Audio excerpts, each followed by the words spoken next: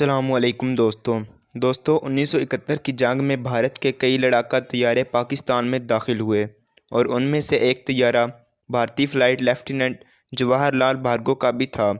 5 دسمبر 1971 کو تقریباً 9:30 پر flight lieutenant Bhargav Pakistan کے حدود میں داخل ہوا، لیکن اس کی بدقسمتی کہ پاکستان کے ایک طیارے کا گولہ اس کے طیارے کو جا لگا۔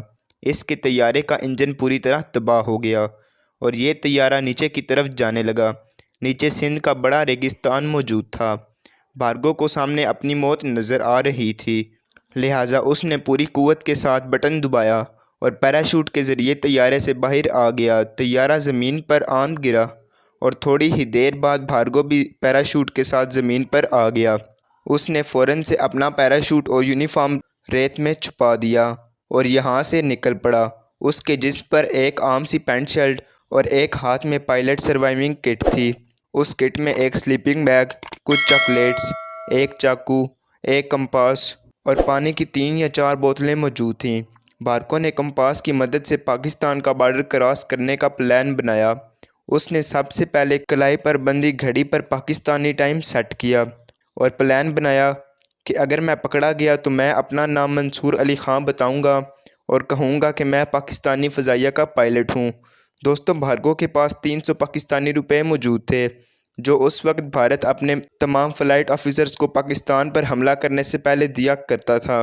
بھارگو کے مطابق اس کی پانی کی بوتلیں ختم ہو چکی تھیں اور حلق پیاس سے خشک ہو چکا تھا۔ بھارگو بتاتے ہیں کہ تقریباً 3 سے 4 کلومیٹر سفر طے کرنے کے بعد مجھے ایک جھونپڑی نظر آئی۔ میں اس جھونپڑی کے پاس گیا جہاں سفید داڑھی میں ایک بوڑھا شخص کھڑا تھا۔ میں نے جھک کر اسے آداب کہا۔ میں نے اس بوڑھے شخص کو بتایا، میرا نام منصور علی خان ہے اور میں پاکستانی فضائیہ کا پائلٹ ہوں۔ میرا طیارہ تباہ ہو گیا ہے، لہٰذا مجھے پینے کے لیے پانی چاہیے۔ اس بوڑھے شخص نے عجیب سا منہ بناتے ہوئے جواب دیا کہ یہاں کوئی پانی موجود نہیں ہے۔ میں نے جب اپنی دائیں جانب موجود پانی کی ٹینکی کو دیکھا جو کہ پانی سے بالکل بھری ہوئی تھی تو بوڑھے شخص نے جواب دیا کہ یہ اونٹوں کے پینے کے لیے ہے، آپ چاہیں تو اس پانی کو پی سکتے ہیں۔ بھارگو نے بتایا کہ نہ صرف اس گندے پانی کو پیا بلکہ اسے اپنی بوتلوں میں بھی بھر لیا۔ میں نے اس شخص کو 20 روپے دیے اور کہا کہ کسی کو بھی میرا کچھ نہ بتائے۔ پھر میں نے اس شخص سے اس جگہ کا نام پوچھا۔ جب بوڑھے شخص نے اس جگہ کا نام بتایا تو میں حیران رہ گیا، کیونکہ وہ انڈیا کی طرف نہیں بلکہ پاکستان کی طرف جا رہا تھا۔ اس نے فوراً اپنا رخ بدلا اور پھر سے چلنے لگا۔ بھارگو بتاتے ہیں کہ میں تھوڑی دیر بعد آرام کرنے کے لیے ایک جگہ لیٹ گیا اور میری آنکھ لگ گئی، لیکن جب میں اٹھا تو میرے گرد 3 افراد کھڑے تھے جو مجھے گھور رہے تھے۔ ان میں سے ایک نے سوال کیا کہ کون ہو تم؟ میں نے پھر سے وہی جواب دیا کہ میرا نام منصور علی خان ہے اور میں پاک فضائیہ سے تعلق رکھتا ہوں۔ ان لوگوں نے بھارگو کو کہا کہ تم ہمارے ساتھ ہمارے گاؤں چلو۔ بھارگو نے ان لوگوں سے جان چھڑانے کی بہت کوشش کی اور انہیں بتایا کہ میرا ہیلی کاپٹر آنے والا ہے اور وہ مجھے یہاں سے لے جائے گا، لیکن انہوں نے میری بات نہیں مانی اور بھارگو کو کہا کہ تم غلط سمت جا رہے ہو، یہ راستہ انڈیا جاتا ہے۔ اس پر بھارگو نے سوال کیا کہ سرحد یہاں سے کتنی دور ہے، تو انہوں نے بتایا کہ تقریباً 15 کلومیٹر۔ اس کے بعد وہ بھارگو کو زبردستی اپنے گاؤں لے آئے۔ بھارگو بتاتے ہیں کہ وہاں مجھے ایک چرپائی پر لٹا دیا۔ اس کے بعد میں نے ہیڈ ماسٹر سے پوچھا کہ یہاں کوئی پولیس اسٹیشن ہے، تو ہیڈ ماسٹر نے کہا یہاں پہ کوئی پولیس اسٹیشن نہیں ہے، لیکن آپ ٹینشن نہ لیں، ہم نے رینجرز کو اطلاع دے دی ہے، وہ جلد یہاں آتے ہوں گے۔ یہ سن کر میرے پاؤں کے نیچے سے زمین نکل گئی۔ میرے پاس تھوڑی ہی دیر تھی، ابھی میں یہاں سے بھاگنے کا سوچ ہی رہا تھا کہ اتنے میں رینجرز آ گئے۔ انہوں نے آتے ہی میرے سے سوال کیا کہ تم کون ہو؟ میں نے پھر سے وہی جواب دیا جو میں اب تک بتاتا آ رہا تھا۔ پھر انہوں نے میری پائلٹ کٹ کی تلاشی لینی شروع کر دی۔ انہوں نے میرے چاقو کو دیکھا، اس پر میڈ ان انڈیا لکھا ہوا تھا۔ پھر انہوں نے میری گھڑی کا ٹائم دیکھا۔ انہوں نے کہا کہ ہمیں تم پر شک ہے۔ انہوں نے آخری امتحان لیتے ہوئے کہا کہ اگر تم انڈین نہیں ہو تو کلمہ سناؤ۔ اب میرے پریشان ہونے کا وقت تھا، کیونکہ اس سے پہلے میں نے کلمے کا کہیں بھی نام نہیں سنا تھا۔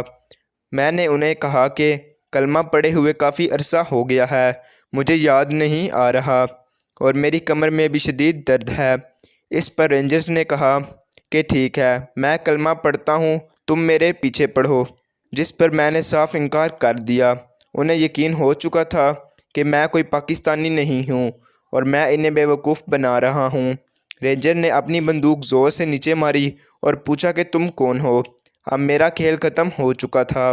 میں نے انہیں سچ سچ بتا دیا۔ میرا نام جواہر لال بھارگو ہے اور میں انڈین ایئر فورس میں فلائٹ لیفٹیننٹ ہوں اور میرا طیارہ گر کر تباہ ہو گیا ہے۔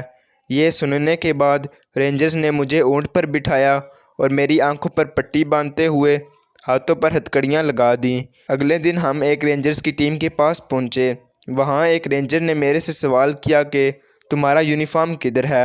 میں نے بتایا کہ یونیفارم چونکہ بھاری تھا اس لیے میں نے اتار کر ریت میں چھپا دیا۔ مجھے صاف اپنی موت نظر آ رہی تھی۔ میں نے رینجر سے کہا کہ مجھے مارنے سے پہلے میری آنکھوں سے پٹی اتار دی جائے، لیکن رینجرز نے کہا کہ ان کا کوئی ایسا ارادہ نہیں ہے۔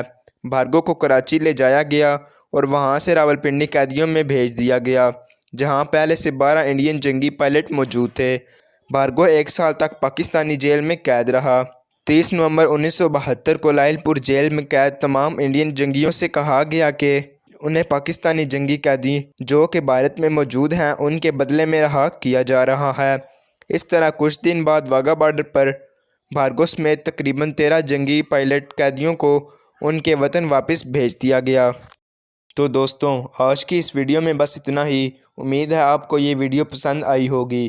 اگر یہ ویڈیو پسند آئی ہو تو اس ویڈیو کو لائک ضرور کریں اور ہمارے چینل کو بھی سبسکرائب کریں اور ساتھ لگے بیل کے آئیکن پر بھی کلک کریں تاکہ ہماری نئی ویڈیو کا نوٹیفیکیشن سب سے پہلے آپ کے پاس پہنچ سکے۔